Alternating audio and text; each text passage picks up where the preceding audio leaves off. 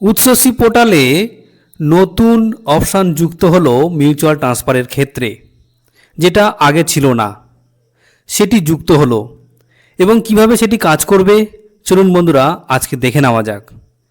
দেখুন বন্ধুরা, যখন আপনারা মিউচুয়াল ট্রান্সফারের জন্য আবেদন করবেন তখন দেখবেন সরাসরি আপনাদের আবেদনটি পৌঁছাবে HOI অর্থাৎ আপনাদের HM এর কাছে পৌঁছবে।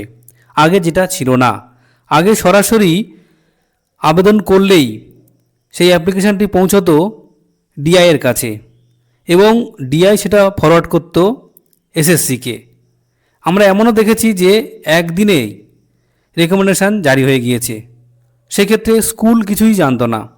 কিন্তু এবার মিউচুয়াল ট্রান্সফারের ক্ষেত্রেও স্কুলকে NOC দিতে হবে। এই নো অবজেকশন সার্টিফিকেট আপলোড করলেই তবে আপনার মিউচুয়াল ট্রান্সফারের যে প্রসেস সেটা এগোবে। এই দেখুন, এবং এটা কিন্তু করতে হবে 2 স্কুলের প্রধানকে। ভালো করে দেখে নিন। ধরুন আপনি আবেদন করেছেন, আপনার আবেদনপত্রটি পেন্ডিং থাকবে NOCর জন্য, অর্থাৎ আপনার HM আপনাকে NOC দিয়ে সেটা ফরওয়ার্ড করবেন DI এর কাছে। এবার অন্য প্লেয়ার যেটা আপনার যিনি সঙ্গে মিউচুয়াল করছেন তিনি আবেদন করবেন এবং তার ওই রকম পেন্ডিং অপশান থাকবে NOCর জন্য, এবং তার যে HM তিনি যখন ফরওয়ার্ড করবেন NOC দিয়ে তারপরে কিন্তু এটা DI এর কাছে পৌঁছবে। এবং DI কি করবেন, DI পাঠাবেন SSCর কাছে। SSCর কাছে গেলে কিন্তু রেকমেন্ডেশন জারি হয়ে যাবে এবং তারপর আপনারা জানেন যে রেকমেন্ডেশন জারি হয়ে যাওয়া মানেই ট্রান্সফার আপনাকে নিতে হবে। আর যদি ট্রান্সফার না নেন তাহলে 7 বছরের জন্য কিন্তু আপনার প্রোফাইল ব্লক থাকবে এবং সেখান থেকে আপনারা নির্দিষ্ট নিয়ম মেনে জয়েন করতে পারবেন।